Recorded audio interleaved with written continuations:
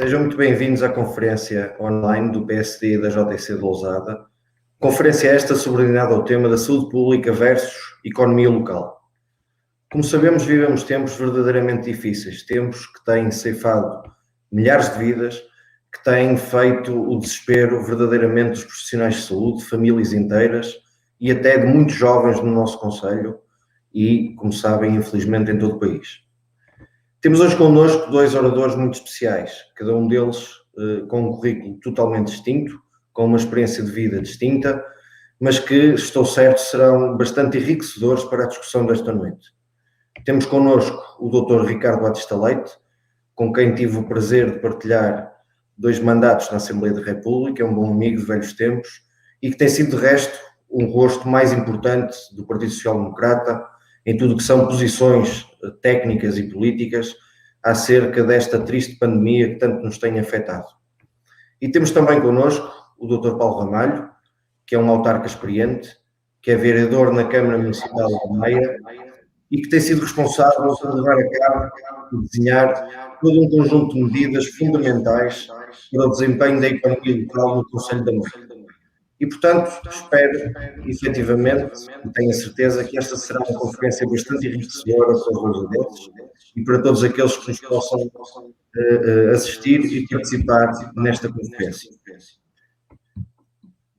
Ora, muito boa noite a todos. Antes de mais, em nome da JTC de Lousada, quero agradecer aos nossos ilustres convidados, ao Ricardo Batista Leite e ao Paulo Ramalho.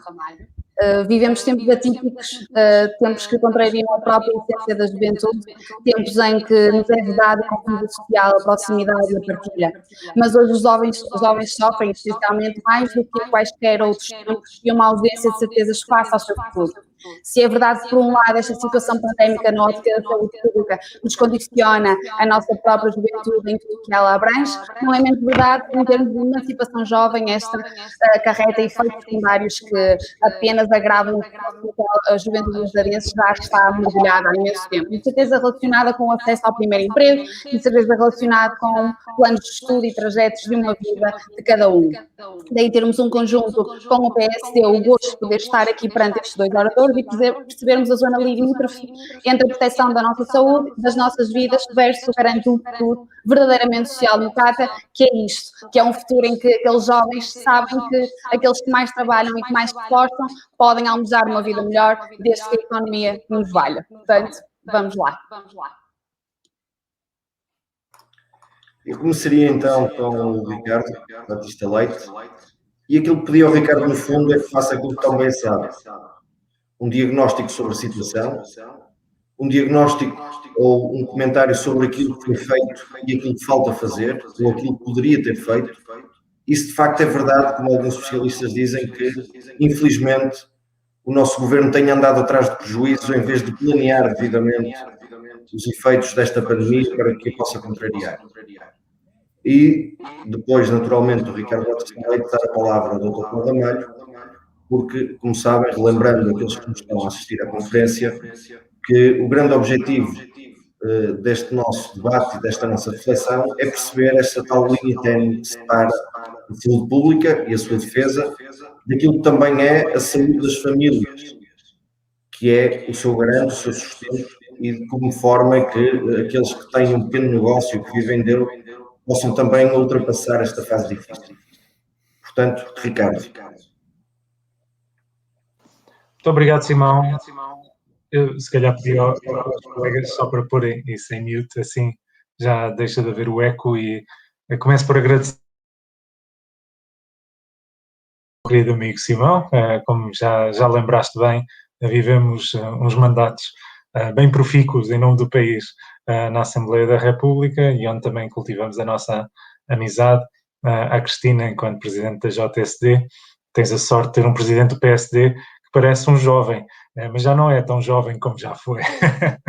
E o Paulo, que tive a oportunidade de conhecer pessoalmente pela primeira vez, também como autarca de Cascais, nas lutas à volta dos Objetivos de Desenvolvimento Sustentável, em que o Paulo é de facto um verdadeiro líder nesse campo, tendo uma visão para os Objetivos de 2030, que ficaram tão comprometidos com esta pandemia e que vão exigir tanto esforço das nações para voltarmos a colocar no patamar internacional exigido em termos de todas as áreas, desde as alterações climáticas, à educação, ao emprego, à economia, à saúde.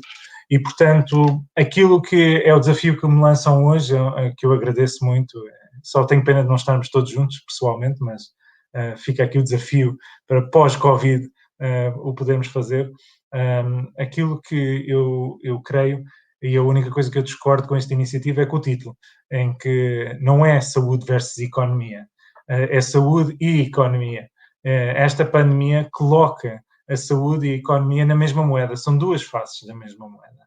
E nós, sem controlarmos a pandemia, sem resolvermos esta questão de base da Covid-19, vamos sempre ter consequências nefastas do ponto de vista económico, e com a destruição do tecido económico há invariavelmente uma destruição do tecido social do nosso país, com aquilo que nós vemos de norte a sul, infelizmente, com o aumento da pobreza, das desigualdades. Basta ver alguns indicadores, como por exemplo o recurso aos bancos de fome, que estão a aumentar brutalmente.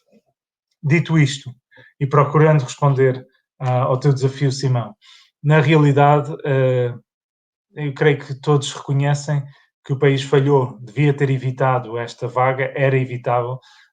Há milhares de mortes que acabaram por ocorrer, que poderíamos ter prevenido como país. E não se preveniram essas mortes por inação, por falta de preparação, por haver uma teimosia de manter um rumo assente em pressupostos que estavam errados. Houve uma primeira fase da pandemia entre março e abril, em que o resto do mundo, como nós, estava um pouco perdido, em que se acabou por avançar por um confinamento por desconhecimento da gravidade da situação, ou melhor, de como responder à gravidade da situação. Depois disso, os vários países foram-se ajustando, e aquilo que nós vimos é que nós limitamos-nos, ao invés de estarmos a preparar para o pior e esperar o melhor, fizemos exatamente o inverso. E não nos prepararmos adequadamente para o outono e inverno. Houve alguma preparação em termos do lado da resposta dos cuidados de saúde, aumentaram-se algumas camas, por exemplo, de cuidados intensivos, mas isso foi olhar para o lado errado da equação, digamos assim. Aquilo que acontece, muitas vezes se diz que os profissionais de saúde são a primeira linha, não são.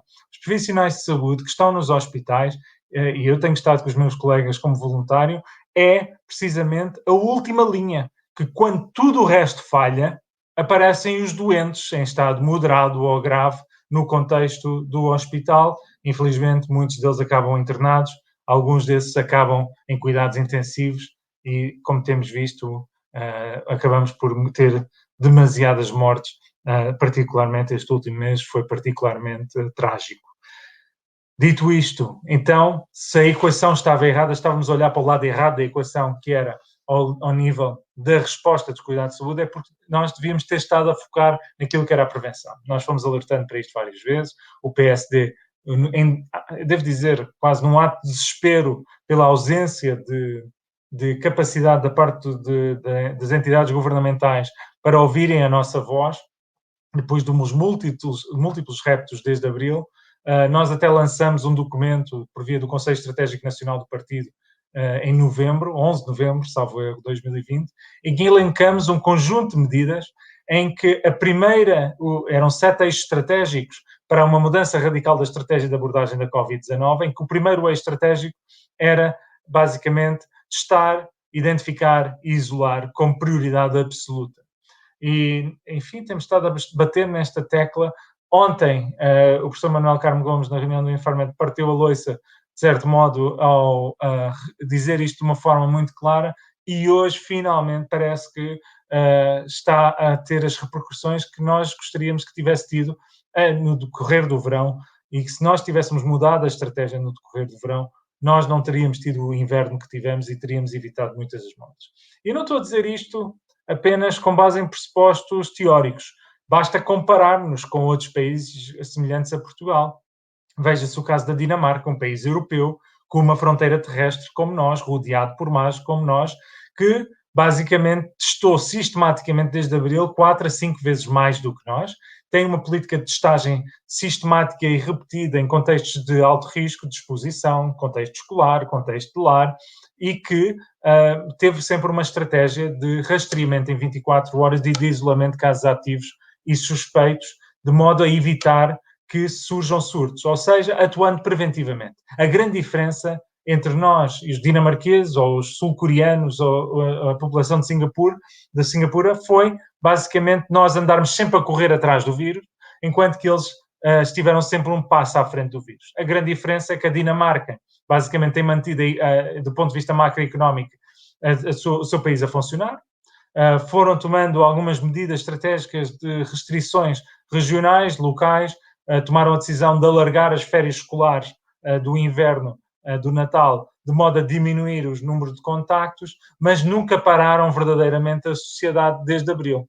Há um outro caso, que é o caso da Suécia, muito falada no início da pandemia, que foi um país que se manteve totalmente aberto, foi assumido como um erro. O rei do Reino da Suécia acabou por pedir desculpa ao povo sueco pela mortalidade que daí adveio, uma mortalidade na primeira fase muito semelhante à mortalidade que nós vimos na segunda fase aqui em Portugal, diga-se de passagem, e eles pediram desculpa porque erraram.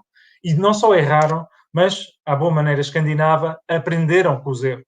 E na segunda fase viu-se uma mudança radical de estratégia. Não tiveram uma postura muito restritiva no sentido de passarem de um extremo ao outro, mas passaram ao intermédio, de ter uma política de testagem, rastreamento eficaz, de garantir o isolamento e passar a ter uma estratégia focada nas máscaras, nos distanciamentos e na tal testagem estratégica e seletiva dentro da população.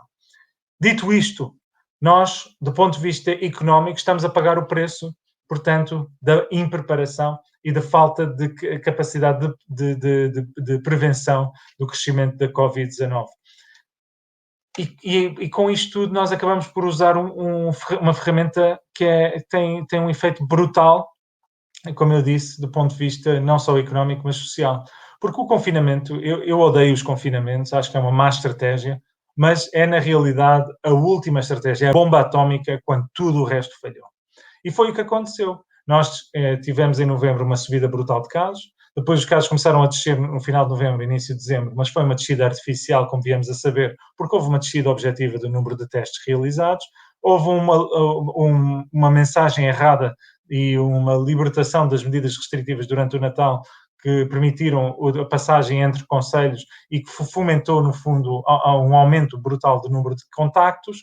Somando-se a isso o inverno e todas as doenças do inverno e a vinda da variante inglesa e a temperatura do frio e condições atmosféricas favoráveis à transmissão do vírus, e gerou-se uma tempestade perfeita que levou à subida exponencial de casos, levando a uma pressão sem precedentes sobre o nosso sistema hospitalar, pagando não apenas os doentes Covid, mas também os doentes não Covid. Quando não há camas de cuidados intensivos, é também o jovem de 18 anos que tem um acidente de moto, que pode não ter uma cama quando precisa, é um homem de 45 anos que tem um infarto de miocárdio, que pode não ter a cama de cuidados intensivos que precisa.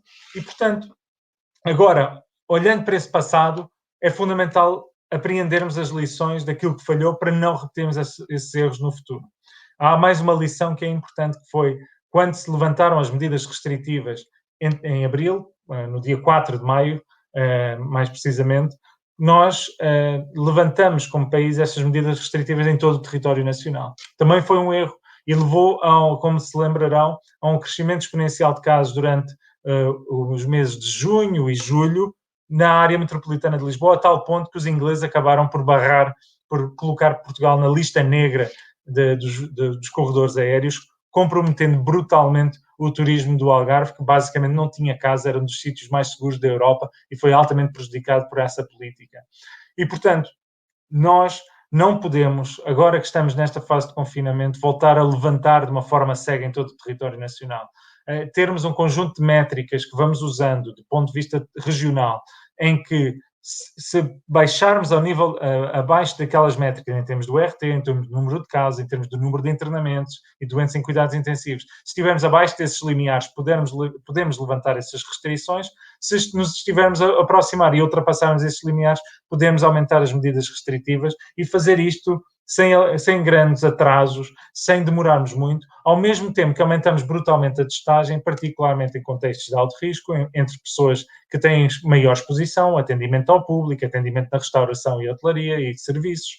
No fundo, garantir que isso funciona, ter um modelo de rastreamento de contactos que garante que em 24 horas identificamos todos os infectados e suspeitos e garantimos efetivamente o seu isolamento. Até era uma forma de ajudar os hotéis do nosso país, que era contratualizar os hotéis, fazer hotéis Covid e hotéis para suspeitos e oferecer o isolamento a as pessoas para garantir o efetivo cumprimento.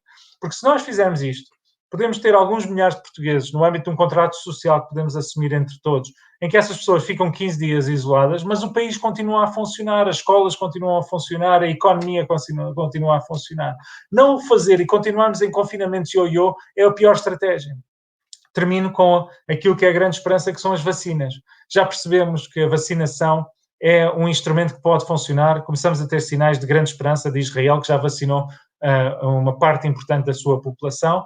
Portugal, infelizmente, no contexto europeu, de facto, nós estamos a vacinar, mas a um ritmo muito mais baixo do que gostaríamos, por incapacidade de fornecimento por parte da indústria farmacêutica no âmbito dos contratos assinados pela União Europeia, que, naturalmente, em concorrência com o Reino Unido, com os Estados Unidos, ficamos um pouco para trás. Eu creio que Portugal, com a presidência do Conselho da União Europeia, devia estar a lutar por termos mais vacinas, maior produção de vacinas e garantir que podíamos acelerar, para não termos que esperar pelo final do verão para vacinar 70% da população.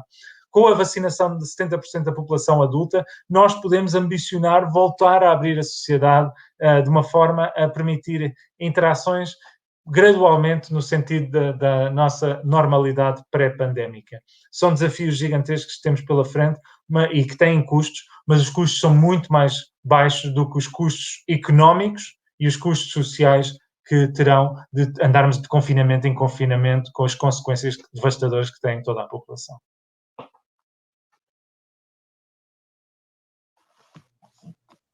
Entretanto, tens uma pergunta que julgo que consegues ver. Portanto, a pergunta é: considera que a primeira linha dos cuidados de saúde, os USF, estão a responder de forma planeada, satisfatória ao atendimento de utentes Covid e não Covid, de forma a aliviar a pressão nas urgências? O bastonário referiu que o decreto-lei permite deslocar os recursos de outros departamentos para a resposta à pandemia, torna impraticável o atendimento em outras áreas. Bom, aqui posso dar uma experiência, posso revelar que, de facto, nós temos um problema real. Uma das razões que eu tenho batido para que os médicos de família deixem de fazer os telefonemas do Trace Covid, a razão pela qual eu tenho lutado para que a vacinação em massa da população não se faça nos centros de saúde, mas em centros de vacinação em massa, é precisamente para retirar este fardo da Covid sobre os centros de saúde, para que os médicos, os enfermeiros, as equipas multidisciplinares das unidades de saúde familiares e dos demais centros de saúde se possam dedicar ao atendimento e recuperação das consultas não Covid, tratando essas pessoas. Hoje as pessoas têm dificuldade de falar com o seu médico de família. Ainda de um mês para o outro, de dezembro para janeiro, passamos a ter mais de 18 mil portugueses sem médico de família atribuído. Já estamos em 860 mil portugueses sem médico de família atribuído e o número não para de aumentar. Tudo isto leva a pessoas que vivem com doença crónica. Infelizmente, nós sabemos que a população com mais de 65 anos, em média, tem 2 ou mais doenças crónicas. De facto, são pessoas que não têm encontrado as respostas que precisam. E isto leva a atrasos no diagnóstico de várias doenças, como, por exemplo, cancros, leva a um descontrole de doenças crónicas que as pessoas já têm diagnosticadas. No fundo, vai acabar por levar um aumento de morbilidade no médio prazo, ou seja, uma perda de qualidade de vida, porque as pessoas diagnosticadas mais tarde, com perda no controle das suas doenças, acabam por ter uma degradação da sua qualidade de vida, que depois é muito mais difícil de recuperar, e também um aumento de mortalidade a médio prazo. E, portanto, há toda uma urgência de responder a isto. Ainda hoje confrontei a Sra. Ministra da Saúde sobre isto na Comissão de Saúde, e a resposta foi que a existência de uma equipa, uma task force para os doentes não Covid, que estava previsto no plano outono e inverno, afinal, apesar de ter sido prometido em setembro passado, já não vai sair do papel. E, portanto, ficamos sem saber exatamente que tipo de plano especial. O PSD tem defendido um plano extraordinário de reforço da resposta assistencial, não apenas de consultas, mas também de exames e cirurgias, recorrendo ao setor público, privado e social, para acelerar no fundo, a recuperação daquilo que são as listas de espera e alargar a oferta à população que foi fortemente prejudicada pela pandemia. Até agora, a estratégia da parte do governo continua, no mínimo, pouco clara. Ricardo, apenas duas questões antes de passarmos a palavra ao Paulo, que eu acho que são duas questões banais, mas que têm preocupado o comum dos portugueses e o comum das pessoas que não têm, portanto, formação em saúde. E uma delas é, obviamente que esperamos que o ritmo de vacinação acelere e que todo este processo seja acelerado. De confusão já bastou o que aconteceu até agora, mas, na tua opinião, quando será expectável que tenhamos uma massa ou um número razoável de pessoas vacinadas para que se possa considerar que temos via aberta para a normalidade da vida em sociedade ou para atingir a chamada imunidade de grupo que tanto desejamos? E a segunda questão, que muita gente coloca também, e eu acho que era importante, na tua opinião de médico e como especialista em infecciologia que és, que é a seguinte: as vacinas que hoje estão a ser administradas tornam a pessoa imune durante quanto tempo? Durante quantos meses? Durante quantos anos? Há estudos sobre isso? Há certezas científicas sobre isso neste momento? Ou ainda é tudo muito incerto e, portanto, estamos a vacinar em massa para ter uma duração de quanto tempo? Bom, são duas boas perguntas, Simão, tão boas que não tenho resposta certa para nenhuma das duas. Mas posso dizer aquilo que sabemos. Aquilo que sabemos em relação, começando pela última questão, a imunidade adquirida. Por exemplo, uma pessoa que se infectou por Covid-19 tipicamente mantém anticorpos detectáveis pelo menos por um período de 3 meses. Quer isso dizer que depois desses 3 meses deixa de estar imune? Não. E este é um conceito muito importante porque andam a fazer testes serológicos aí pelo país fora e as pessoas, quando vem o teste serológico negativo, acham que não estão imunes. Não é assim. Existe uma outra imunidade, que é aquilo que é a imunidade mediada por células de memória, não vale a pena entrar em detalhes, mas que, no fundo, acabam por ficar na memória do nosso sistema imunitário uma capacidade de resposta. E a prova disto é que são muito raros os infectados da primeira vaga a serem reinfectados na segunda vaga. Demonstra bem que mantém algum nível de imunidade para este vírus. E aquilo que os estudos da vacinação têm demonstrado é, no fundo, um perfil muito semelhante. Ou seja, sabemos que há uma imunidade adquirida que se mantém durante um período de 3 meses. Quanto tempo é que essa imunidade dura? Qual é a capacidade dessa imunidade para evitar a doença grave, ou melhor, a doença ligeira ou moderada? Qual é a capacidade dessa imunidade para evitar que a pessoa se infecte de forma assintomática e transmita o vírus? Tudo isso ainda está por esclarecer e só há uma coisa que vai responder, que é o tempo. À medida que formos vacinando a população, vamos identificando. Porém, aquilo que os dados indiretos já nos permitem dizer, e os dados de vacinação populacional, é que, muito provavelmente, a duração, pelo menos de quase um ano, será, e as pessoas que foram imunizadas, seja de forma natural, seja de forma ativa, têm muito baixa probabilidade de voltar a ter uma doença grave, moderada a grave. E, portanto, isso levanta alguma esperança, apesar de tudo, de que pelo menos um ano poderemos contar. A pergunta que me farás a seguir, então, quer dizer que temos que nos vacinar todos os anos? Epá, eu não sei. E a verdade é esta, nem eu nem ninguém consegue responder, mas posso dizer que ainda hoje no Wall Street Journal saiu um artigo muito interessante de um conjunto de empresas que já estão a trabalhar em vacinas únicas para várias doenças, ou seja, uma vacina que possamos fazer anualmente para a gripe, para a Covid-19 e para um conjunto de infecções respiratórias típicas do inverno, o que podem ser soluções muito interessantes do ponto de vista da imunização populacional. Quanto a, tinhas-me colocado a outra questão, que era a primeira. Estás sem som.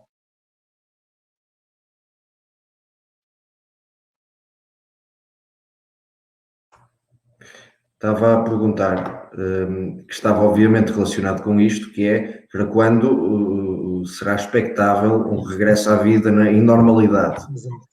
Ou seja, exato. especialmente para nós que somos latinos. E, portanto, a normalidade com a proximidade que se deseja num Congresso Nacional da JSD, por exemplo. Evidente, do PSD. Exato, do PSD é menos, mas se calhar a tua experiência é diferente da minha. Bom, dito isto, aquilo que eu te posso dizer é que nós não temos... Tem-se falado muito dos 70%, mas na realidade a ciência não nos dá nenhum número mágico. Ou seja, há quem fale em 70%, há quem fale em 80%, quem fale em 90%. Eu diria que os 70% é um número seguro. E porquê? Nós, em Portugal, segundo as estimativas, pelo menos 1 milhão de portugueses já terão tido contacto com o vírus. Eventualmente, 1,5 milhões. O que significa que se nós tivermos 70% da população adulta vacinada, mais esses 10% de pessoas que já tiveram contacto com a população, com o vírus, já estaremos a caminho dos 80% de população com algum nível de imunidade, o que certamente dará uma imunidade de grupo suficiente para nos proteger. Quando é que chegaremos lá? Bom, de acordo com as estimativas da indústria farmacêutica e com os contratos que existem da parte da União Europeia, dificilmente chegaremos a esse número, de acordo com os números públicos, antes de setembro. Dito isto, nós estamos a ver outros países do mundo a tentar acelerar esse calendário e já se fala no contexto europeu, por exemplo, da Alemanha poder começar a ter compras paralelas de vacinas para além daquilo que está contratualizado centralmente. Bom, se começar por aí vai ser um bocado dos trabalhos, porque a capacidade económica dos países então começa a entrar em força. Eu creio que Portugal, e volto a dizer, tendo a presidência do Conselho da União Europeia, devia ser a sua principal missão, de lutar junto dos Estados-membros pelo peso político e económico que a Europa tem como um todo, junto à indústria, através de estratégias de licenciamento para empresas farmacêuticas europeias, para acelerar a produção usando toda a capacidade instalada para garantir que possamos acelerar este calendário. Se nós conseguíssemos ter esses 70% da população vacinada até junho, seria um feito que nos permitiria abrir as portas para um verão, que nunca será um verão daqueles que nos habituamos no passado, mas seria o início de um processo de retoma económica que tanto precisamos.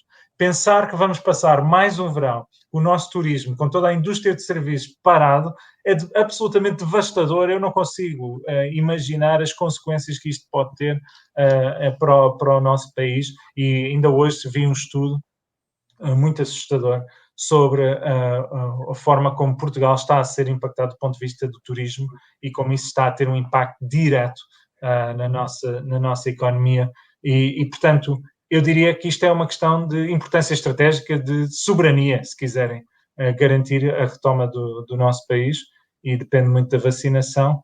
Seria necessário da parte do Governo ter uma voz mais agressiva e audível na Europa nesse sentido.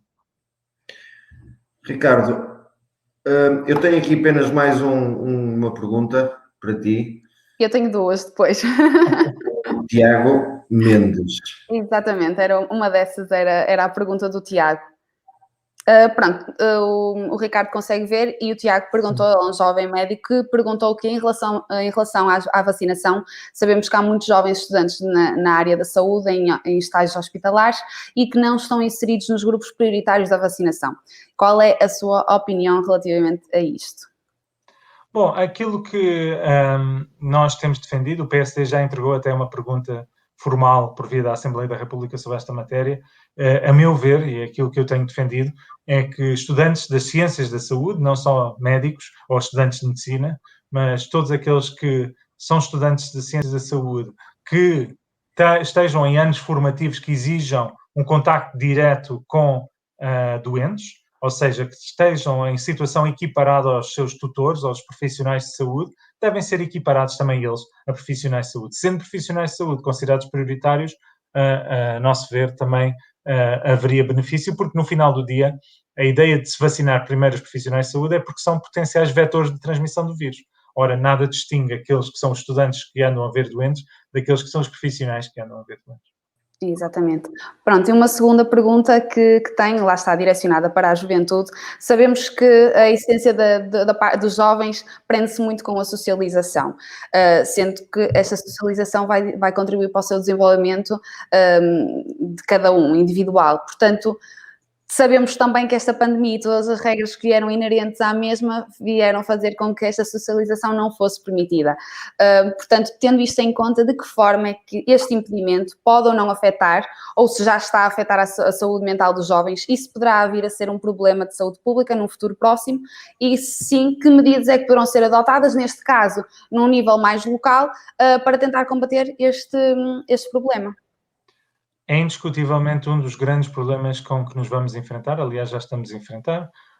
Honra seja feita, um protocolo entre a Ordem dos Médicos e o Governo colocou uma linha de apoio a psicólogos clínicos por via da linha SNS 24, que eu estou sempre a dizer às pessoas, se sentirem mais em baixo, não tiverem recurso a outro tipo de apoio, liguem para a Saúde 24 e peçam para utilizar esse apoio de saúde mental, porque, na realidade, o isolamento, o confinamento, a ansiedade que se gera em um contexto de pandemia, esta história de todos os dias sermos bombardeados com notícias sobre morte, sobre dificuldades, tem um peso enorme. Mesmo pessoas que não têm qualquer predisposição para doença mental, quanto mais as pessoas que já têm essa predisposição. E, portanto, faz parte, digamos, do campo de doenças não Covid que estarão a ser fortemente prejudicadas por este contexto pandémico. Há uma iniciativa que está, neste momento, em fase de finalização dentro da Assembleia da República, mérito da JST, liderado pelo Alexandre Poço, e, portanto, deixarei para ele, a breve trecho, para apresentar as linhas mestras dessa proposta, mas que é uma proposta que eu próprio apoio e considero de importância estratégica para garantir que o PSD continue a ter uma voz ativa para que se invista mais no campo da saúde mental, não apenas no tratamento da doença, mas também no campo da prevenção. E entre os mais jovens estamos a ver problemas de, por exemplo, crescimento de dependências, não apenas dependências de substâncias, mas também de outras formas de dependências que precisam de ser abordadas e precisam de modelos inovadores que eu creio que têm faltado. Assim como temos visto, por exemplo, o aumento da depressão em idades mais jovens, algo que era pouco comum antes e que, como dizias, Cristina, pode também ser consequência dos déficits de socialização e de isolamento e toda esta quebra da rotina que está a ter efeitos devastadores em todo o mundo, e Portugal não será certamente exceção. Uma última nota só para o aumento da violência doméstica, por exemplo, o aumento do abuso psíquico e físico que estamos a ver por força dos confinamentos, são todas matérias que, infelizmente, deixarão sequelas e marcas, e temos de ter a consciência, como sociais-democratas, como humanistas que somos, de que estas matérias vão exigir respostas urgentes e quanto antes. Eu pegaria naquilo que o Ricardo disse há pouco, relativamente ao verão, à retoma da economia, para passar precisamente agora a palavra ao nosso outro convidado, que é o Paulo Ramalho, e as pessoas que andam na vida política e os autarcas dizem, e bem, com toda a propriedade, que o poder local é a primeira linha de embate, é a primeira linha de defesa, é a primeira cara, o rosto estado junto das pessoas, e é aquela que normalmente mais recorrem e mais beneficiam. E, portanto, Paulo, a pergunta que te deixo, e usando também o bom exemplo da Câmara Municipal da Maia, é, neste momento difícil, em que muitas pessoas, e nomeadamente que vivem do seu negócio, muitas vezes negócios familiares, pequenas empresas, pequenos comércios, pequenas áreas ligadas à restauração ou lucros, de que forma pode o município apoiar estas famílias? De que forma é que o município pode ajudar, no fundo, a ultrapassar outra face da moeda desta crise, que é a crise social, a crise económica, a falta de oportunidades também para os mais jovens terem emprego, mas, sobretudo, de que forma é que podem estes pequenos empresários sobreviver a tudo isto, ou que tipo de refúgio podem encontrar num município para dar resposta a estas dificuldades? Antes de mais, boa noite, Simão, boa noite, Ana, boa noite, Ricardo. Quero antes de mais agradecer-vos a vossa gentileza por me terem convidado para partilhar de uma conversa como esta. Naturalmente deixar ao Simão, que eu conheço também há muitos anos, como dizia há bocado o Ricardo, ele ainda é muito jovem, mas já tem muito andamento, já tem muita experiência desta coisa, e portanto é uma pessoa que já olha para estas coisas com um certo sentido de de percepção acima daquilo que é a média do comum das pessoas. Portanto, tem uma noção já muito clara destas coisas, é também hoje em dia autarca e, portanto, também já percepciona estas coisas com a lucidez e a competência que é necessária. A Ana está naturalmente muito bem acompanhada e, portanto, seguramente que é também uma excelente representante dos jovens e vocês os dois podem, com certeza, encabeçar uma boa solução, um bom caminho para melhorar a vida de todos os lousadenses. O Ricardo, é como ele disse, o Ricardo conheci-o há uns anos atrás, era ele também autarca na Câmara Municipal de Cascais e era já deputado, e de facto encontramos por questões ligadas à cooperação. A cooperação e à Agenda 2030, que é algo que a mim me diz muito, e eu sei que também é ele muito, e que tem uma filosofia muito importante, que é e que ninguém fique para trás. E essa dimensão do desenvolvimento na tríplice dimensão de social, ambiental e económica tem muito se lhe diga. E uma das principais ações que está subjacente a essa agenda é a diminuição das desigualdades. E qual é o meu receio?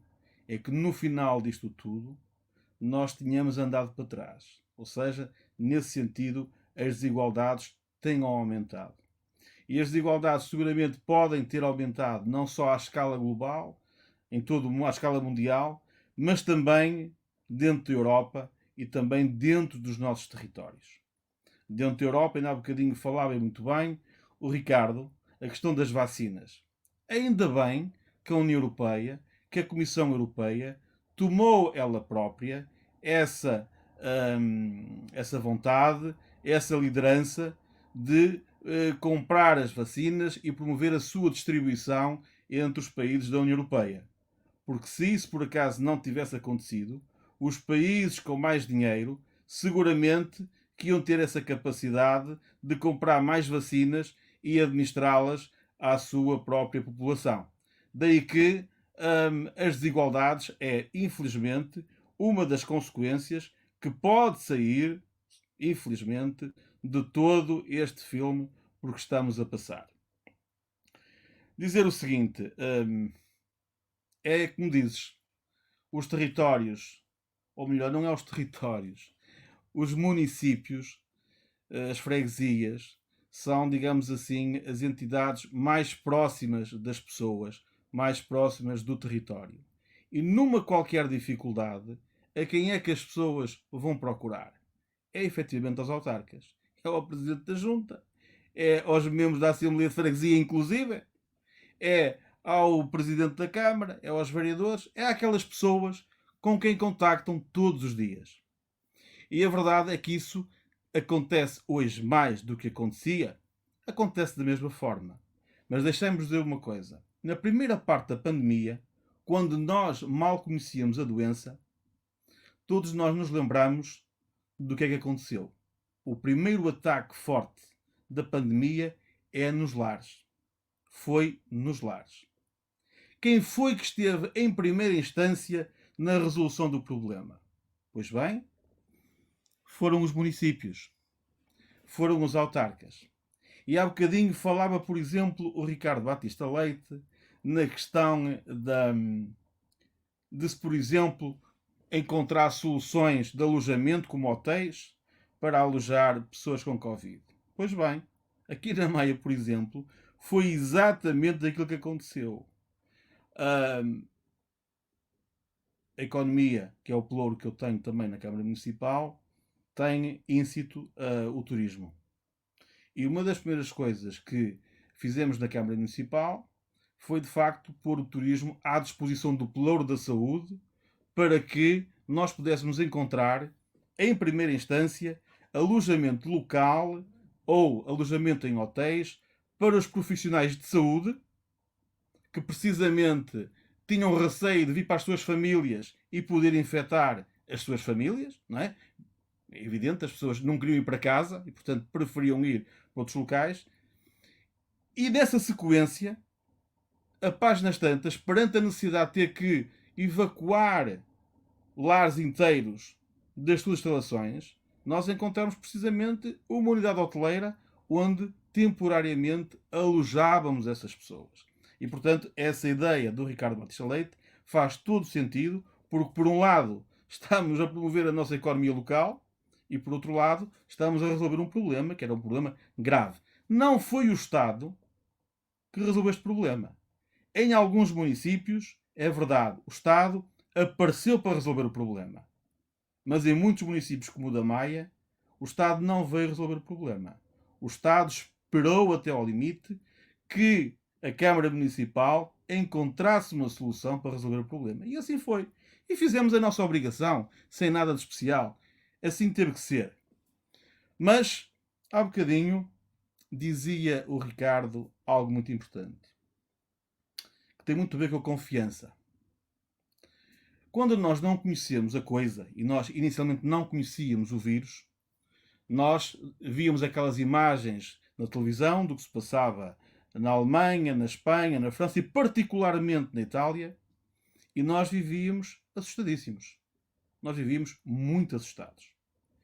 E a sociedade civil, o povo, todos nós, sem grande esforço, seguíamos com todo o rigor aquilo que eram as instruções de promoção das medidas de combate à pandemia. E, portanto, o confinamento foi pleno. Toda a gente confinou e confinou de uma forma muito rápida. Mas a verdade é que durante esse período aconteceu a primeira desigualdade. Foi que uma boa parte da indústria continuou a funcionar, por exemplo, a construção civil praticamente continuou a funcionar, mas tudo aquilo que foi fileira do turismo, desde a restauração, alojamento local, hotéis, agências de viagens, empresas de eventos, empresas ligadas ao lazer, como ginásios, cabeleireiros, pequenos serviços, toda essa gente ficou parada. Toda essa gente ficou sem o seu ganha-pão. Não tinha atividade. E, portanto, nessa altura, as pessoas de facto viraram-se para as câmaras municipais e esperaram que o Estado, que tinha essa principal função, lhes acudisse. Na altura, recorda-me que o Estado apostou em algumas soluções, tipo um layoff que não era pago a 100%, mas era pago num montante já mais ou menos razoável. Apostou também em moratórias, empurrar para a frente, digamos assim, o pagamento dos empréstimos, designadamente, e até de algumas obrigações fiscais, e também em créditos, taxas de juro muito reduzidas. Mas isso não resolveu o problema às pessoas. Mas momentaneamente, eu diria que ajudou a resolver o problema às pessoas. Mas quando nós chegamos ao final do ano, ao final de 2020, nós, a páginas tantas, já estávamos todos convencidos que crise pior, aquilo que de mais grave tinha acontecido à economia, já tinha passado. Eu recordo-me que em novembro do ano passado, as nossas exportações, as exportações nacionais, quando comparadas com o mês de novembro homólogo do ano passado, de 2019, tinham perdido apenas 4%. E, por exemplo, na Maia, que é um dos maiores exportadores do país, normalmente o quarto ou o quinto exportador do país, até tinham crescido 14%, vejam lá, relativamente a novembro de 2019. Ou seja, alguns setores da economia estavam a recuperar. Havia um setor, porém, que continuava com muita dificuldade, que era o setor da fileira do turismo. Mas não deixa de ser verdade, e aqui a palavra confiança é muito importante, que a imagem que Portugal passou para o mundo em junho, julho, apesar de tudo, foi de que Portugal conseguiu combater de forma eficaz a pandemia e a transmissão do vírus. Que Portugal era um país seguro e que Portugal tinha, digamos assim, um sistema nacional de saúde capaz de dar respostas muito eficazes. Isto transmitiu naturalmente confiança para muitas das pessoas que posteriormente, de outras geografias, estrangeiros, viessem escolher Portugal como um país de destino de férias de verão. O que aconteceu. quando agora olhamos para este novo confinamento e olhamos para as razões que levaram a este confinamento, nós quase que, dizemos assim, nós passamos de 8 para 80. Nós que éramos o país que tínhamos sido capazes de combater de forma tão eficaz a pandemia na primeira vaga, nesta terceira vaga, nós acabamos por ser altamente penalizados e fomos até referenciados como um dos países que mais mortos, infelizmente, recorda-me, no final de janeiro, éramos um dos países que mais óbitos tínhamos por 1 milhão de habitantes, mortos provocados por Covid, e que mais novos infectados tínhamos diariamente. Ora, o que é que aconteceu? Aconteceu mais uma vez, o que dizia também há bocado o Ricardo, que é esta falta de capacidade de medir o risco, esta falta de planear. Quando a senhora Merkel, na Alemanha, no início de dezembro, aumentava as restrições durante o Natal e o Ano Novo, nós em Portugal fazíamos precisamente o contrário. E eu recordo, não sei se o Ricardo também se recorda, no início de dezembro, uma conversa, não sei se do bastonário da Ordem dos Médicos, ou até se foi até um comunicado da Ordem dos Médicos, que dizia que, atenção, que o vírus não tem Natal, nem tem Ano Novo. Isto para dizer o quê? Se nós tivéssemos tido capacidade de medir o risco, de até tentar antecipar, porque várias personalidades, várias entidades alertaram para esta situação, de ver com olhos de ver, de observar o que estava a acontecer na Europa, nós possivelmente não tínhamos aliviado as medidas que aliviamos para o Natal e para o Ano Novo e não tínhamos tido o problema que tivemos agora em janeiro e que vai, infelizmente, obrigar a este confinamento, se calhar, de mais algumas semanas. E também estou como diz o Ricardo. A confinemos de forma adequada e estratégica para que a gente possa passar por isto e recuperar novamente. Mas há uma coisa que não se esqueçam. É que se em 2020 a fileira do turismo, por exemplo aqui no Norte, teve cerca de 61% de perdas, ou seja, teve menos 61% de volume de negócios relativamente a 2019, não deixa de ser verdade que já esperavam começar a recuperar em 2021. E o que neste momento temos agora é este problema.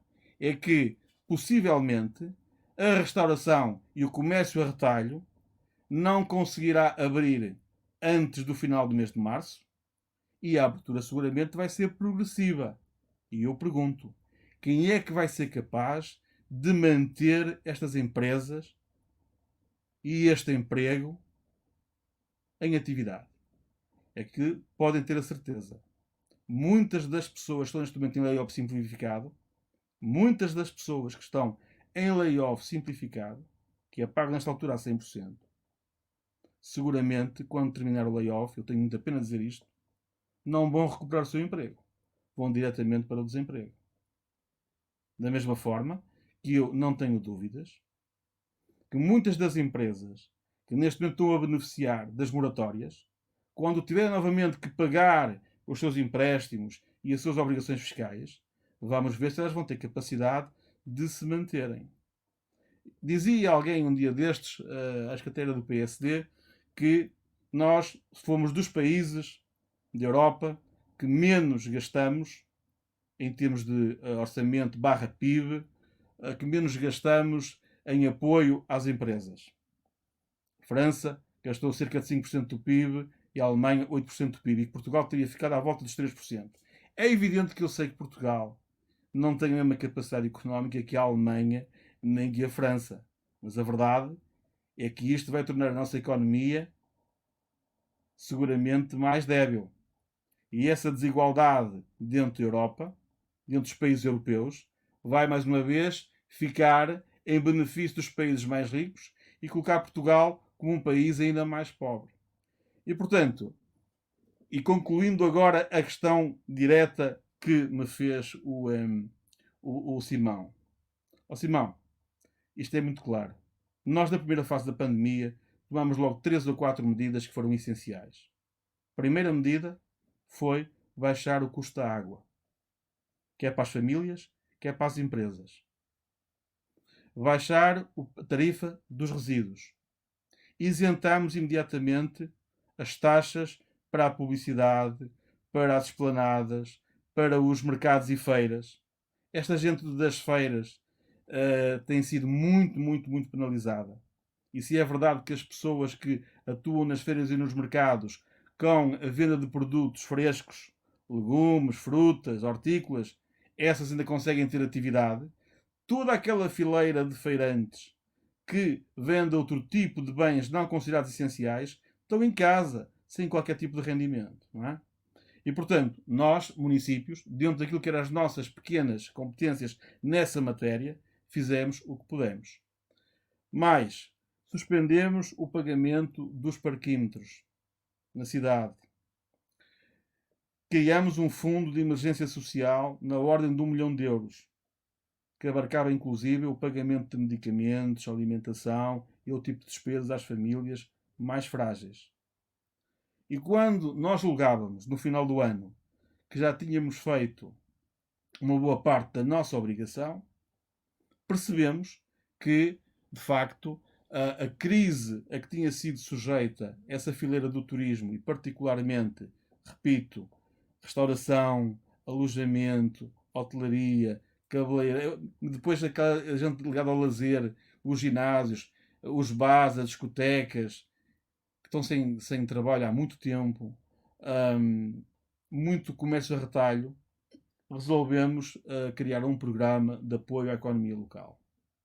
E esse programa de apoio à economia local não visava substituir os apoios do Estado, até porque, e como o Ricardo sabe, as câmaras municipais têm competências próprias na área da educação, na área do desporto, na área social, mas do ponto de vista da economia têm apenas competências do ponto de vista subsidiário, não é? E para complementar, digamos assim, aquilo que são as medidas do Estado, quando as medidas do Estado são insuficientes. E, portanto, nós o que fizemos foi criar um apoio, um programa de apoio à economia local, no valor de 1.200.000 euros, que visa naturalmente, em primeira instância, as micro e pequenas empresas, os empresários em nome individual, que ainda são bastantes, tudo aquilo que é o comércio a retalho, tudo aquilo que é a hotelaria, a restauração, empresas também ligadas à cultura, ligadas também ao desporto, porque os equipamentos esportivos de aluguer estão todos fechados, empresas ligadas aos eventos, não há eventos, não há casamentos. Imaginem, por exemplo, eu não tenho para pensar, os fotógrafos. Olha, no caso da Maia, os taxistas. Uma boa parte dos taxistas que operavam no aeroporto, tendo o aeroporto de Sá Carneiro tido um decréscimo de passageiros na ordem dos 64% em 2020, imaginem a quebra de receita que eles tiveram no final do ano. Portanto, é para essa gente que nós criamos, de facto, uma medida em que pessoas, entidades empresariais que tenham tido uma quebra de 35% ou mais de volume de negócios relativo em 2020, quando comparado com 2019, nós vamos apoiar num valor igual a 635 euros por posto de trabalho, até um limite máximo de 7.000 euros. Renovamos novamente as medidas de isenção das taxas para o comércio até ao final de 30 de junho, mas quero-vos dizer que tudo isto foi pensado e desenhado em novembro e dezembro de 2020. Portanto, nós não esperávamos, não estávamos à espera deste novo confinamento. Portanto, nesta altura, nós estávamos obviamente a pensar o que é que podemos fazer mais, o que é que vamos ter necessidade de fazer mais para apoiar nossas empresas mais frágeis, porque todas aquelas empresas que foram obrigadas a confinar, que foram obrigadas a fechar, são empresas que mantêm os seus custos fixos, não é? E, portanto, nós queremos que elas continuem a existir e que não despeçam os seus trabalhadores. Porque, meus amigos, não tenhamos dúvidas. Isto é tudo muito bonito. Mas insolvências e desemprego significam duas coisas. Mais despesa pública e menos receita. E é bom que nós percebamos isso. E, portanto, diz. Uma pergunta. De todas essas medidas importantíssimas que descrever, há uma que normalmente paira sobre as pessoas, que é verdadeiramente há municípios que têm tido um papel proativo e muito bem, atempadamente, a prever o futuro, a desenhar estratégias concertadas como a Maia está a fazer e infelizmente Lousada não faz. Mas há uma segunda vertente que é questionado também pelas pessoas, que é qual é a carga burocrática associada a tudo isso.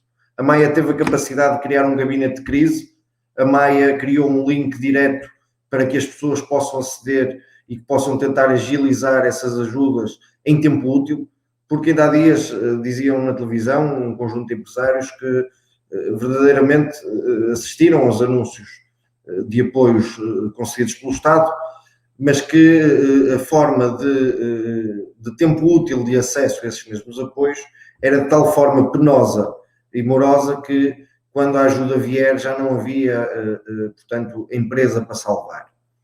Portanto, a pergunta que te deixo, no meio de tudo que estás a referenciar e que merece o nosso aplauso a ti e à Câmara Municipal da Maia, é: a Maia conseguiu de alguma forma tornar todo este processo ágil e todo este processo acessível às pessoas que estejam a passar necessariamente por essa dificuldade? Vitória, quando foi a primeira fase do confinamento da pandemia, o governo, obviamente, pôs cá fora uma série de medidas de apoio à economia. Ponto. Boas ou más, pôs cá fora. E o que é que nós fizemos nós, município? Nós fomos um parceiro do Estado. Nós imediatamente criamos um gabinete virtual de apoio ao empresário, em que o empresário, se tinha dúvida, primeiro ficava a conhecer de forma detalhada e de forma perceptível quais eram as medidas que estavam em cima da mesa disponibilizadas pelo Estado. E também quais eram as disponibilizadas pelo município, como é evidente, não é? Mas, além disso, nós explicávamos, quando as pessoas tinham dúvidas, a interpretar aquelas medidas e a agilizar a sua concretização.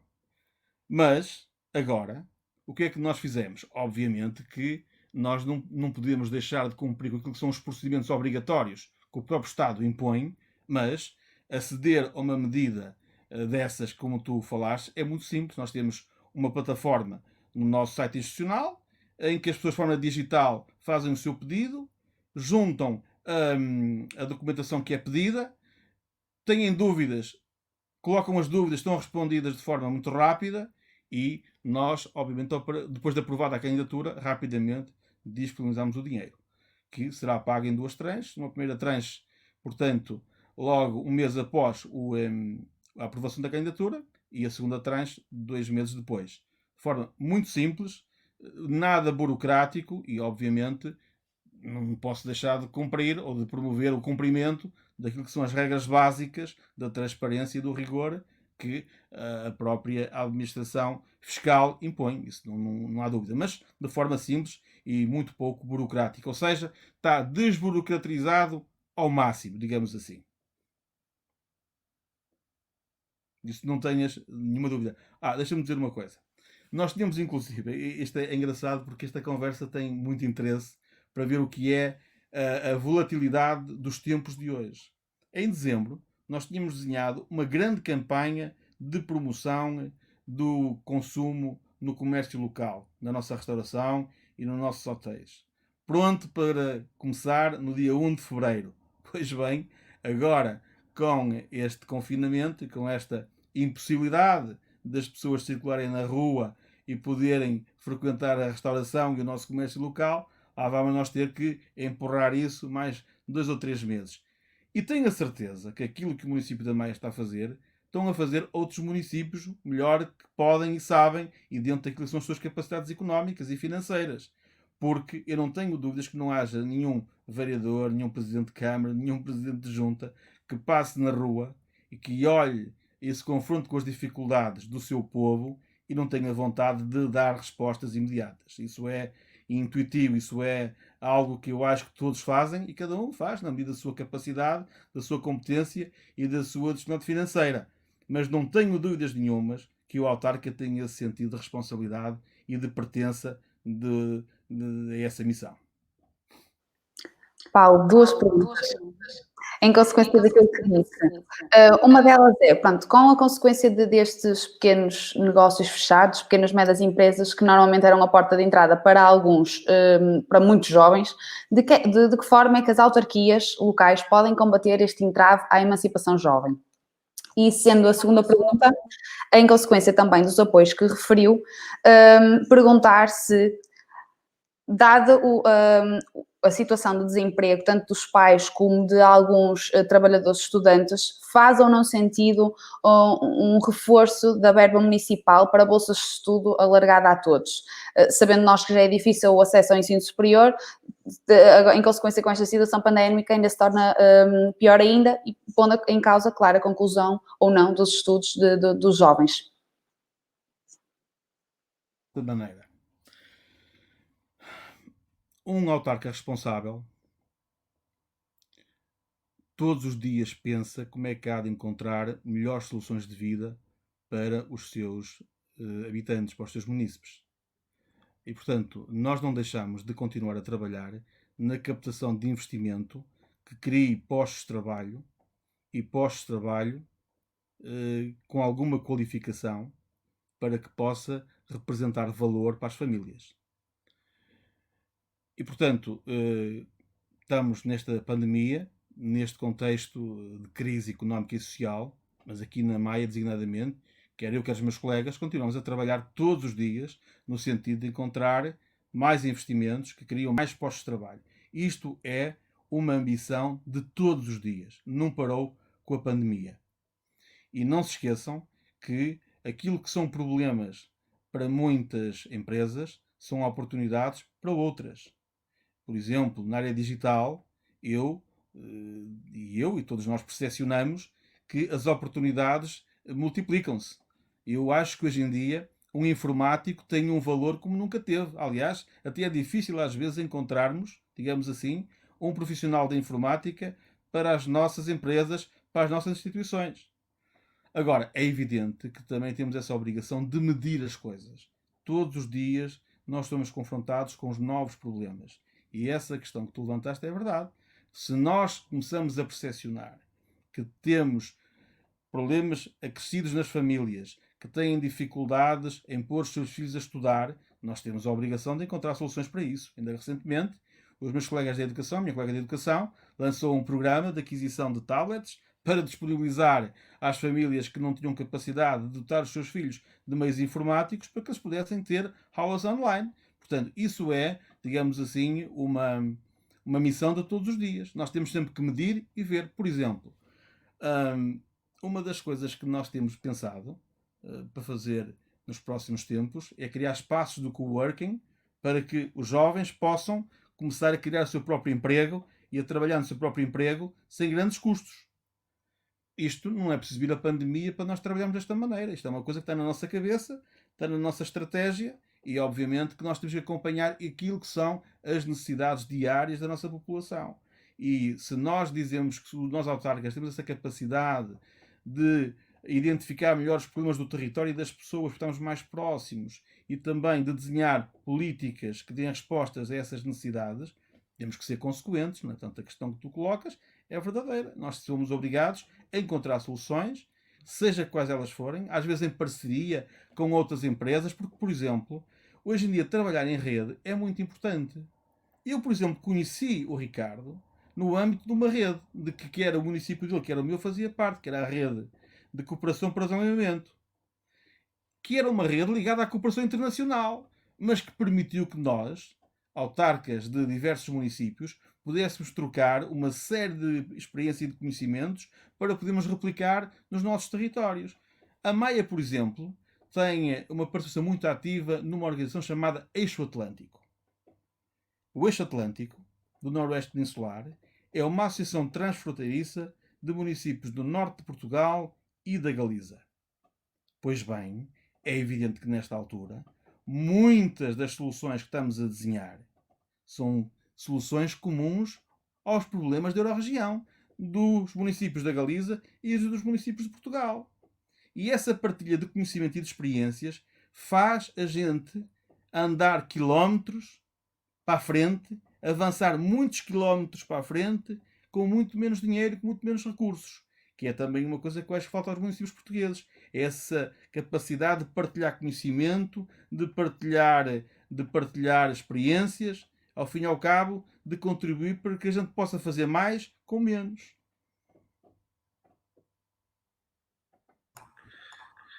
Ricardo e Paulo, tenho aqui uma questão que vou tornar online, que é do nosso companheiro Renato Gomes, e pediria se calhar ao Ricardo Batista Leite que pudesse começar por responder esta pergunta e eu acrescentar-lhe um outro item que pode ser perfeitamente englobado nesta resposta. Tem que ver também, em geral, com o papel das IPSS neste combate a esta crise pandémica. E a pergunta não é naturalmente inocente, dada a configuração governativa que hoje temos e uma certa cegueira ideológica de alguns dos parceiros do governo. E por isso, lanço, portanto, em primeiro lugar, para responder esta questão, o Ricardo Batista Leite. Muito obrigado, Simão. Eu não podia estar mais de acordo com o pressuposto daquilo que está na pergunta, e penso que o Paulo concordará, ou seja, nós temos todos uma vantagem em estimular todo tipo de parcerias sinérgicas que possam trazer melhor saúde à população. Quer isso dizer que aquilo que acontece na Maia é igual àquilo que pode acontecer em Lisboa ou em Cascais? Não. Cada realidade tem a sua própria natureza. E, nesse sentido, as câmaras têm que ter autonomia, assim como as instituições têm que ter autonomia. O problema é que nós temos modelos de gestão cada vez mais centralizadas, que retiram poder aos gestores, que não dão autonomia, que criam uma cultura de medo às pessoas, que não tomam atitudes. E, como tal, ficam sempre à espera que alguém de cima lhes mande fazer alguma coisa, ou cada vez que surge um problema têm que mandar um e-mail ou telefonema para alguém que está acima.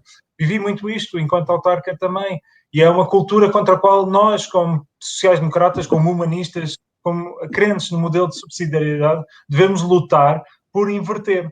E nesse sentido, eu acredito muito que pode haver ganhos gigantescos, também na saúde, mas não só, mas olhando especificamente na questão da saúde, se nós acabássemos com as ARS, sinceramente acho que são estruturas que se transformaram em colossos burocráticos, criássemos unidades de saúde local, que já existem algumas como piloto e que passassem a ser o estilo e a forma geral de gestão territorial, e os gestores, em vez de serem responsáveis pela gestão do centro de saúde ou do hospital, passam a ser responsáveis com métricas, com incentivos, pela gestão da população e terem autonomia para fazerem parcerias com a Câmara, com as IPSS, com as instituições públicas, privadas e sociais da região, de modo a estarem orientadas para os ganhos em saúde, a prevenção da doença, a promoção da saúde. E isso daria uma maior capacidade de resposta, por exemplo, aos enormes desafios sociais que o Paulo aqui descreveu, do ponto de vista num contexto absolutamente excepcional, que é uma pandemia, e que exige uma resposta rápida, articulada entre todas as partes, em que uma Câmara, se tivesse outras instituições com poder também de autonomia, estaria muito mais aliviada e muito mais capaz de poder responder aos desafios gigantescos que têm pela frente.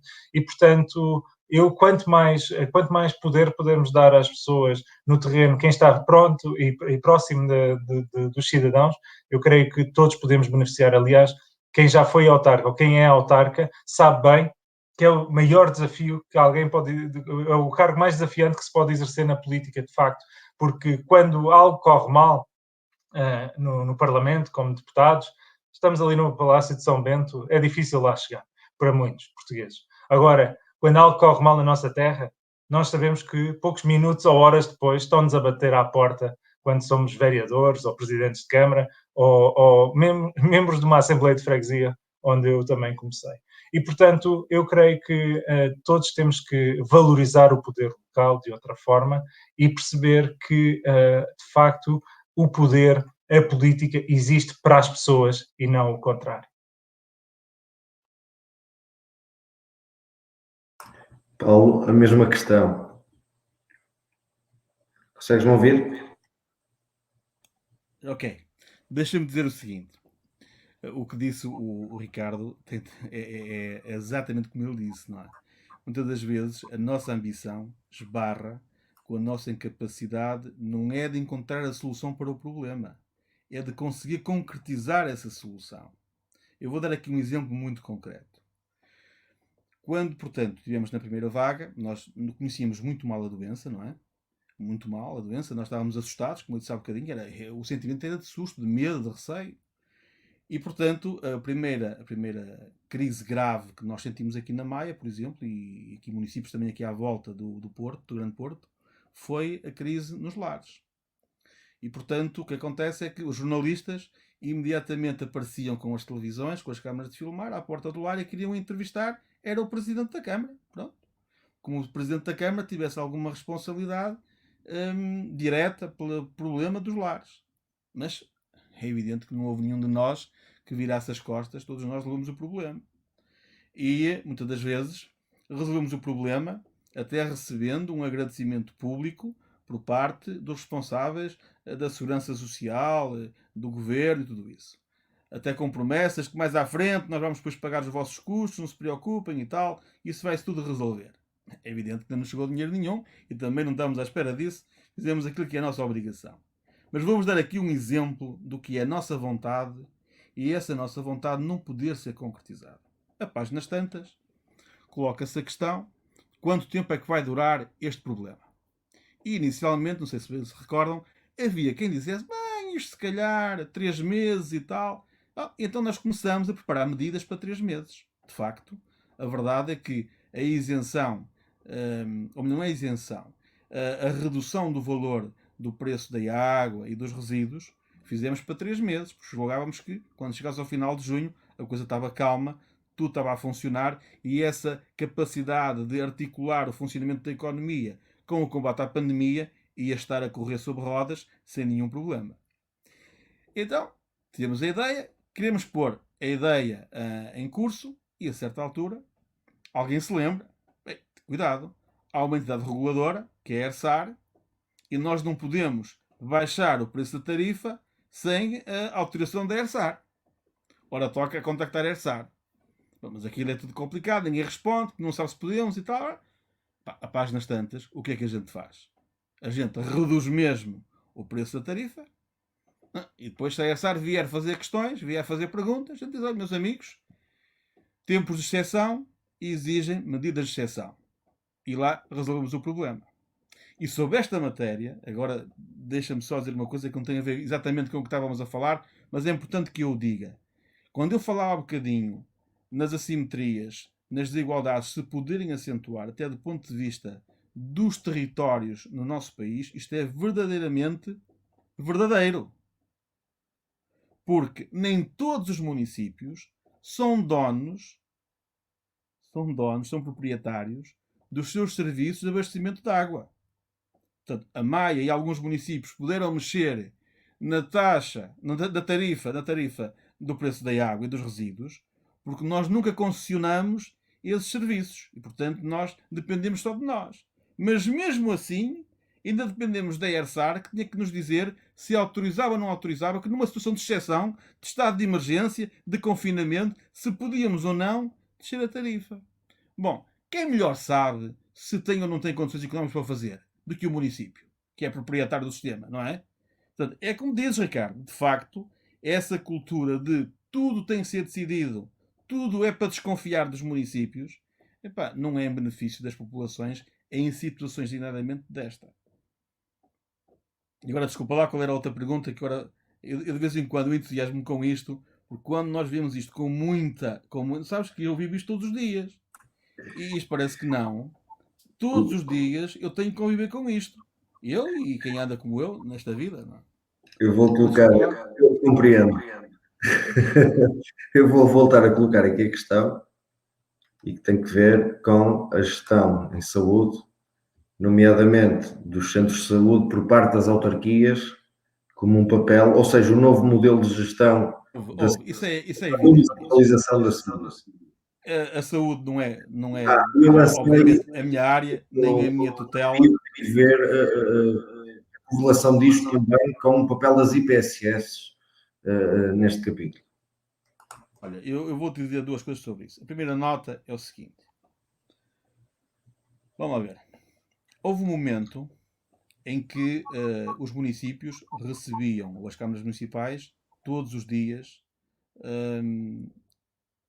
a avaliação diária do que estava a acontecer no seu território, em que nós sabíamos o número de infectados, o número de óbitos de pessoas por Covid e, portanto, nós que conhecemos bem o território, articulando com os presidentes de junta e com a rede social que temos montada no nosso território, nós sabíamos efetivamente como é que podíamos ajudar a que de facto se combatesse, digamos assim, a transmissão do vírus. Ou seja, ajudar a interromper as cadeias de contágio, inclusive. Ora, a partir do momento em que nós deixamos de saber quantos infectados existem na freguesia A, na freguesia B, na freguesia C, porque, não sei porquê, deixaram-nos dar esses dados, como é que nós podíamos ter parte ativa na resolução desse problema?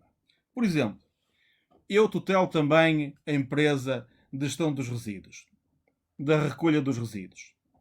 Como vocês sabem, as pessoas estavam confinadas e, particularmente, que estavam infectadas, a gestão dos resíduos dessas pessoas tinha que ser feita de forma particular, certo? Até porque eram resíduos considerados, para todos os efeitos, como se fossem resíduos hospitalares. Então, se eu não sabia quem é que estava infectado, qual era a casa que tinha pessoas infectadas ou doentes, como é que eu podia assegurar a prossecução desse serviço? Ou seja, de facto, de vez em quando, esta coisa da tutela está sempre em Lisboa, dificulta imenso o trabalho de quem quer trabalhar de forma articulada no território, não é? Portanto, não faz nenhum sentido. E na questão das IPSS, eu volto aqui a dizer, eu não condeno, nem estou contra nenhum responsável da Segurança Social, nem nada disso. O que eu estou contra é o facto de, perante situações concretas, os municípios não terem a capacidade, não terem a competência de atuar de forma célere em função da necessidade de resolução do problema em concreto. E relativamente às IPSS, é preciso não esquecer que, apesar do município não ter nenhuma tutela sobre elas, os municípios, como a Maia, ajudam frequentemente as IPSS nas suas dificuldades. Há bocado falei naquela questão de termos a arranjar um hotel para alojar pessoas dos lares. Mas não é só isso. Durante a vida da IPSS, quantas vezes nós, municípios, não atribuímos subvenções a essas IPSS? No caso da Maia, por exemplo, muitas das IPSS que estão instaladas na Maia estão instaladas em terrenos que a Câmara Municipal transmitiu de forma gratuita para essas IPSS, com contratos de comodato de 50 e 60 anos, para que elas pudessem estar aqui na Maia. Não foi o Estado que criou condições para que isso acontecesse, foram os municípios. Portanto, por que é que os municípios depois não são um parceiro de confiança para ajudar na resolução do problema? É o que eu te digo, é o país em que vivemos. Muito obrigado, Paulo. Uma última pergunta para o Ricardo, que eu acho que também tem mais de curiosidade do que propriamente suma importância para o tema, mas eu acho que é uma pergunta também frequente que as pessoas fazem, que tem a ver com as ajudas pontuais internacionais a este problema que vivemos. Desde a ajuda que a Áustria nos disponibilizou, até à equipa de profissionais de saúde que a Alemanha enviou e que, por sinal, foi para um hospital privado, coisa que muita gente não entende, não percebe. Podem estar a ser até injustos. E, portanto, se puderes aflorar um bocadinho o tema, veio contribuir efetivamente para aliviar a pressão sobre o SNS ou, pelo contrário, é uma gota no oceano?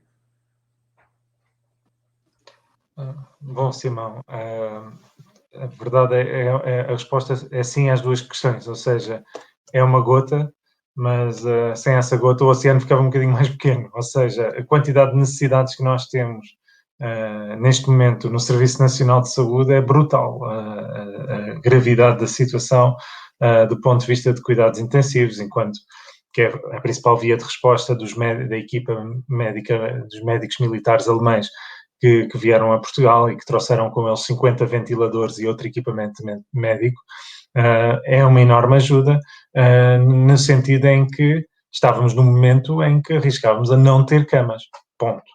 Para além disso, os nossos colegas médicos, enfermeiros e demais profissionais estão em fase de exaustão. Estamos a falar de 11 meses seguidos de pressão contínua, sem férias, sem folgas, sem feriados, e que depois desses meses todos vem a maior onda de todas, a assistir de facto a este tsunami de casos e casos graves e que não é só, é que as pessoas têm que ter esta noção, que não é só o número de casos, é a quantidade de casos graves, pessoas mais novas, o facto de, no início na primeira vaga, quando recebíamos doentes no hospital com suspeita de Covid, a maioria não era positivo. Hoje é exatamente o inverso, o raro é não ser positivo.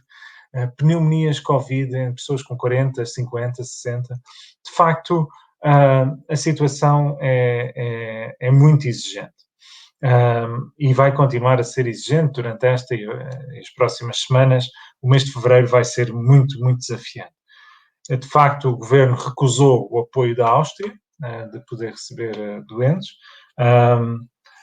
aceitou o apoio alemão, pelo qual devemos estar gratos, mas é muito estranho, por exemplo, que estejam centenas de profissionais em listas para serem voluntários nas ordens profissionais e até hoje continuam à espera de ser chamados. Hoje questionei, por acaso, a Ministra da Saúde sobre isso numa audição e a resposta foi que enviaram ontem ou hoje a lista... Profissionais, correto? Perdão?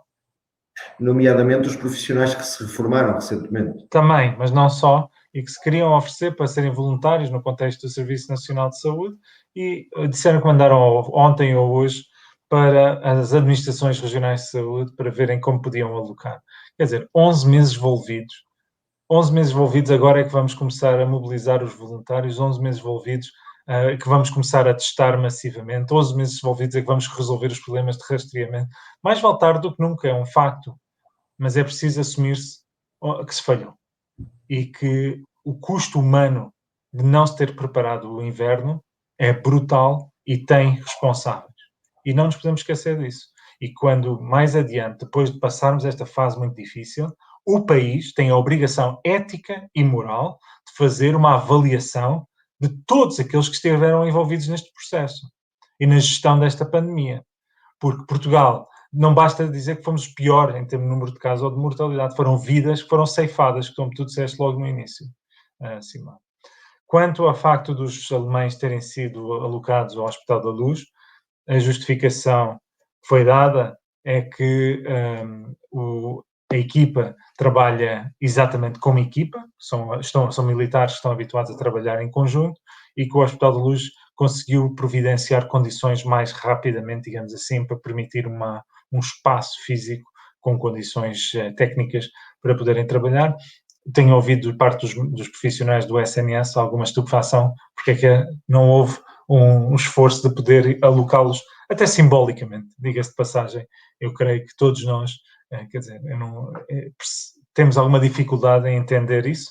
A coisa boa é que nas entrevistas internacionais que os alemães estão a dar, estão a passar uma imagem de Portugal tem um hospital de nível mundial e, portanto, ao menos levam aquela imagem do nosso país e estão a ajudar doentes que são doentes do Serviço Nacional de Saúde num hospital privado. O que não deixa de denotar, e não posso deixar de mencionar isto, porque nós em março, enquanto PSD, propusemos, logo em março, que a Ministra da Saúde passasse a ser não Ministra do SNS, mas Ministra de todo o sistema de saúde.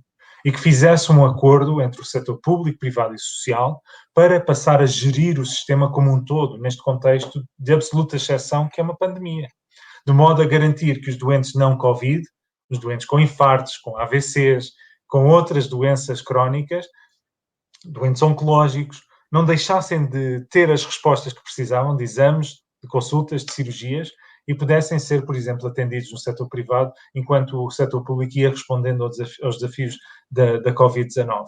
Nada disto foi feito e, portanto, passamos meses a fio por uma pressão brutal sobre o SNS, sem nos organizarmos, e depois o que é que aconteceu? Chegamos a novembro e dezembro e, à pressa, as ARS começaram a contratualizar camas com os privados de uma forma oportunística, no sentido em que ficava o hospital cheio, já não tinham camas, então, a pagar o preço que fosse preciso, lá íamos recorrendo ao privado. Ficava mais caro, era mais desorganizado e os doentes não Covid ficaram para trás na mesma.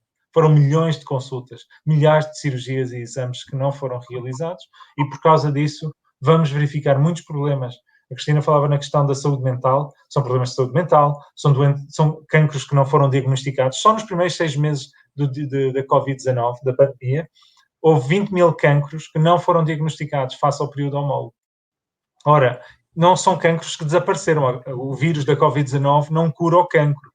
São cancros que não foram diagnosticados, o que significa que estas pessoas vão surgir mais tarde no sistema. E ao surgirem mais tarde, vão surgir com cancros mais avançados, a precisar de tratamentos mais diferenciados, com pior prognóstico, com pior probabilidade de terem boa qualidade de vida, com maior probabilidade de morte. E, portanto, as consequências mais visíveis da Covid-19 são aqueles números que nós vemos todos os dias na televisão. Mas as consequências mais devastadoras são a outra pandemia silenciosa de todos os outros doentes e depois das consequências sociais de uma economia arrasada por políticas de confinamento em ioiô que são absolutamente devastadoras para o presente e o futuro do país. E, portanto, eu creio que, como país, nós temos que exigir, e tenho apelado à sociedade civil, que não se cale, que se levante. Começamos a ver, finalmente, algumas mudanças na estratégia. Eu espero, sinceramente, em nome do país, que o governo seja capaz de fazer essas mudanças, que as concretize no terreno, na testagem, na identificação, no rastreamento, no isolamento, na capacidade de resposta nos cuidados de saúde, de modo a garantir que não temos outra subida de casos depois de levantar o confinamento, não temos outro confinamento a seguir à Páscoa e que se acelere o processo de vacinação para ver se todos nós possamos, nos nossos setores, recomeçar e retomar alguma normalidade. Temos um longo caminho de reconstrução do país que ficou em ruínas nesta guerra causada por um vírus chamado SARS-CoV-2. Muito obrigado, Ricardo. Simão, deixa-me dizer uma coisa que era importante eu deixar aqui uma mensagem de agradecimento à comunidade empresarial. Nós temos uma cultura de dizer mal, não somos muito capazes de dizer bem. Aliás, isto é como a nossa comunicação social. A gente faz 20 coisas bem feitas, faz a nossa obrigação. Há um azar qualquer, somos logo notícia. Mas deixa-me dizer o seguinte: nós temos bons e maus empresários, como temos bons e maus trabalhadores, como bons e maus políticos, é tudo assim.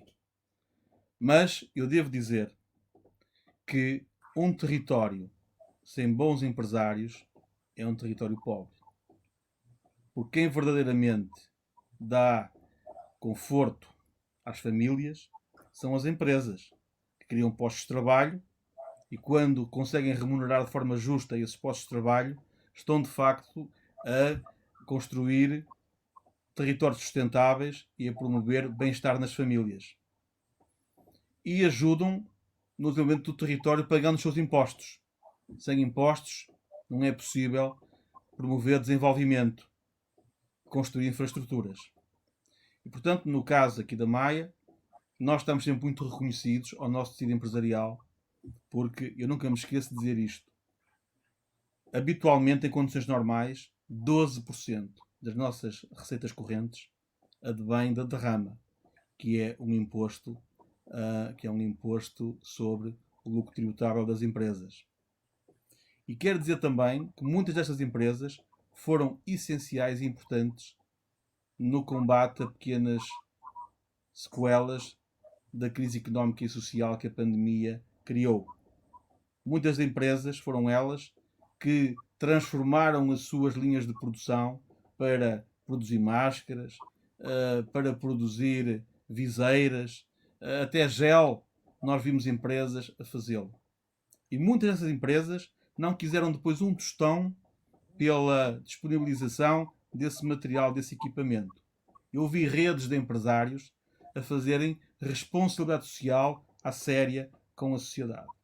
E, portanto, eu tenho naturalmente que ter uma palavra de agradecimento e de apreço a todos esses empresários que perceberam essa nova dimensão de integração na sociedade e no território, que é uma integração plena de gente que, de facto, quer promover desenvolvimento e quer participar ativamente nesse desenvolvimento. E quero dizer também que muitas das vezes houve imensa gente que de forma anónima resolveu problemas a famílias e a outros empresários que nós nunca vamos saber e que fizeram de forma perfeitamente solidária e desprendida. Porque muitas das vezes falar em solidariedade é aquela coisa das corridas solidárias e no final da corrida já se acabou a solidariedade. Tiramos umas selfies e tal, umas fotografias, pusemos no Facebook e terminou. Não. Há muita gente que faz voluntariado. O Ricardo faz voluntariado, poça. O Ricardo vai ao fim de semana para o Hospital de Cascais, não é? E não é remunerado por isso e está lá a sofrer com os outros e a fazer a obrigação dele. E no final, seguramente, que ele se sente otimamente, sente-se bem, porque cumpriu com a missão dele de cidadão também. E nós, autarcas, muitas das vezes, somos acusados de tanta coisa e fazemos muitas coisas boas que nunca ninguém fala. Há bocadinho falava o Ricardo da necessidade de testar. Vocês sabem quem é que pagou os testes nos lares aqui da Maia, que são bastantes, e noutras instituições, e em algumas escolas, e noutros sítios? Foi a Câmara Municipal. Foi o município, foi o orçamento municipal que pagou essas contas. E fez-lo com a sua obrigação, é para isso que existe. Como, por exemplo, enquanto a União Europeia, ou melhor, enquanto o Estado português pode-se financiar junto à União Europeia para criar programas de apoio à economia, o programa de apoio à economia da Câmara Municipal é, obviamente, com recursos estritamente municipais. Isto para dizer o quê? É importante que a gente também aprenda a dizer bem, a valorizar os bons exemplos. Eu sei que hoje em dia os bons exemplos não são notícia nos telejornais, mas é importante que pelo menos nós, que temos essa responsabilidade de viver todos os dias a pensar no próximo e nos nossos, porque nós a pensar no próximo também pensamos na nossa família, não é? Que a gente tenha essa capacidade de valorizar quem faz bem e quem procura fazer bem. Obviamente todos nós cometemos erros. Não há ninguém que não cometa erros. Mesmo eu tenho a certeza que alguns dos lapsos que aconteceram nesta da pandemia por parte do governo não foram propositados. Foram por erros de avaliação, erros de planeamento, o que seja. Porque no fundo todos nós queremos que as coisas corram bem. Mas é importante que a gente saiba assumir responsabilidades, mas também saiba valorizar quem faz bem. E é importante que no final desta pandemia nós tenhamos de facto uma sociedade mais solidária, mais verdadeira e mais autêntica. E dizer outra coisa, e este é um conselho que um rapaz mais velho, Simão, te dá a ti. Este é também um momento de grandes oportunidades. É um momento de grandes reflexões. Há muita gente que diz que quando acabar a pandemia tudo vai ser igual. Ainda há bocado eu falava ali com o Ricardo, não sei se vai ser igual.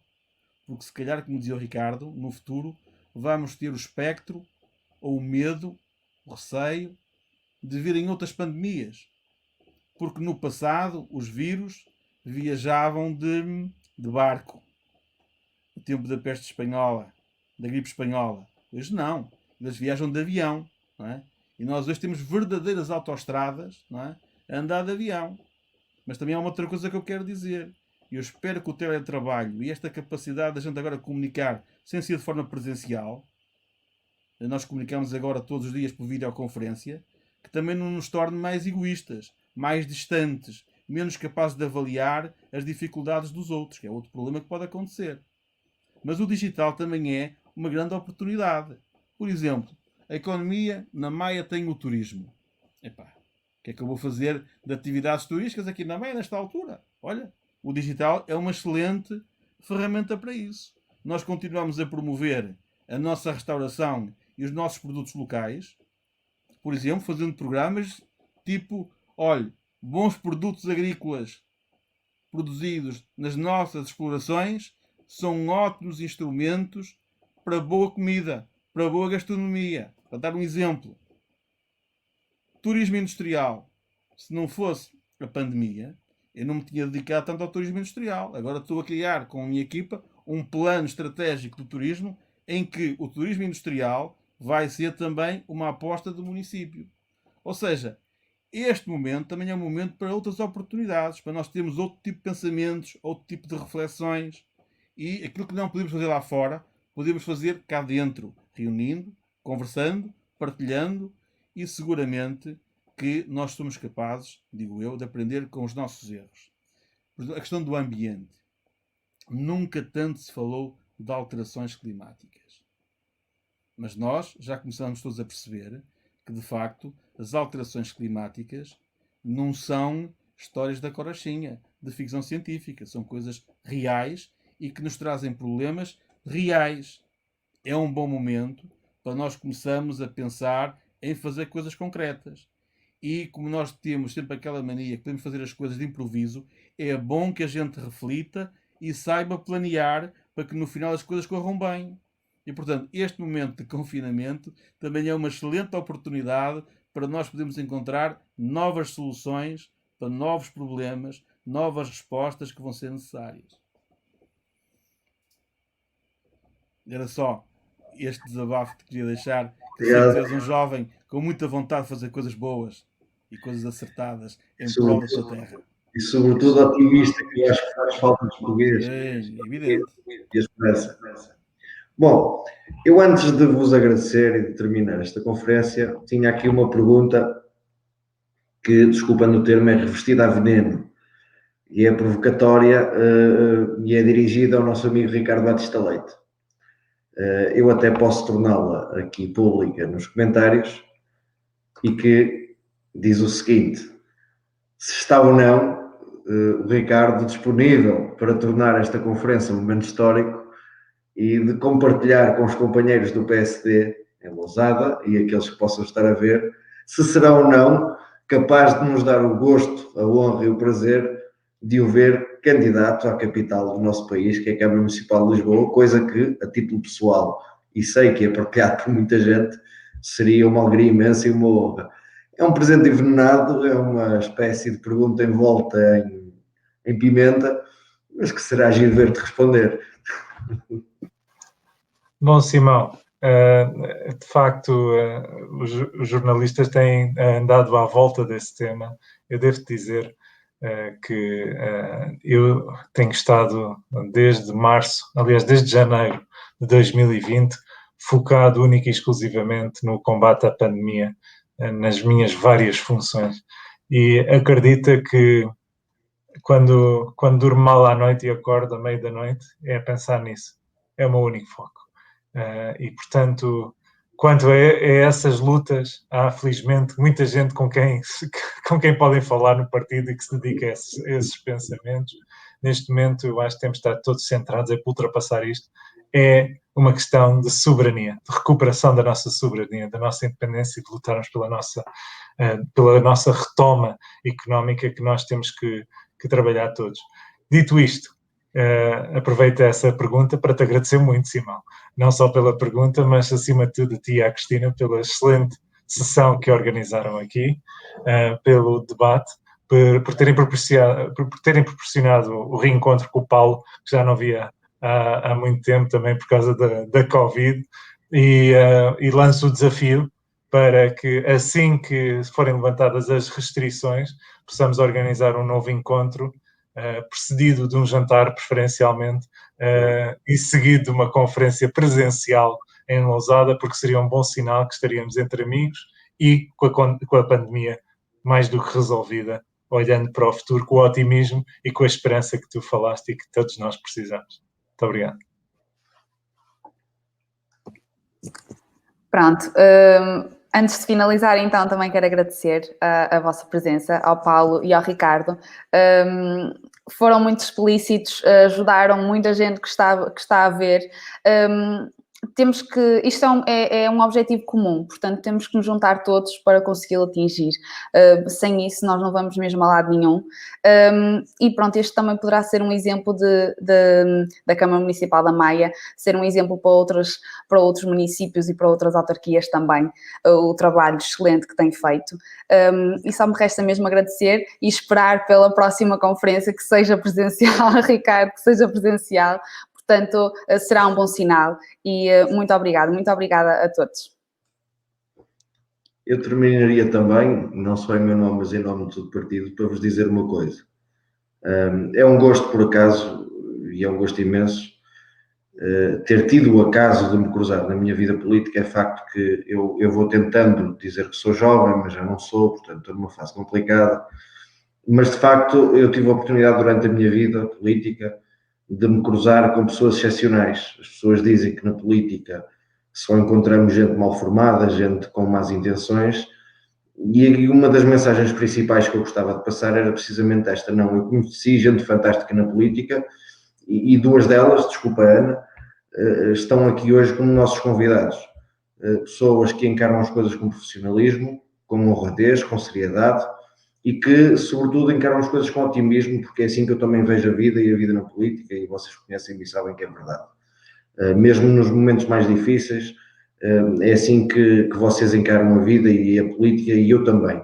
E, portanto, foi um privilégio, foi uma honra, e, de facto, fica aqui já o convite lançado para que, mal que a pandemia termine, em Lousada, em Cascais, na Maia, tanto faz, nos possamos encontrar, porque, de facto, há aqui uma condicionante que contraria a própria natureza humana, como eu disse há pouco em tom de brincadeira, mas, e sobretudo a nós que somos latinos, que é esta falta de afetividade, de proximidade, e que nos afeta. Resumidamente, obrigado aos dois, obrigado a todos, e espero que para todos aqueles que assistiram a esta conferência possa também ter sido útil para a reflexão da sua vida. Obrigado. Muito obrigado a todos.